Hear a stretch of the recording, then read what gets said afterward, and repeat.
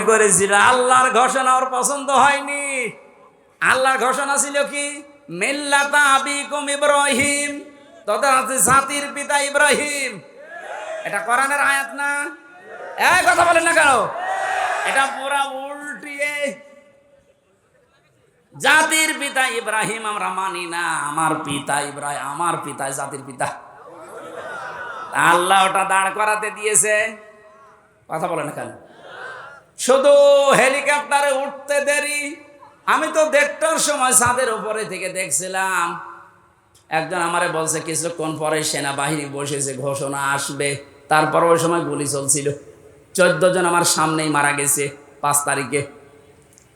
1:30টার পরেই কিছুক্ষণ পরে 2টায় উনি ভাষণ দেবে, হলো না 3টায় দেবে, হলো না 4টায় দেবে সেনাবাহিনীর প্রধান।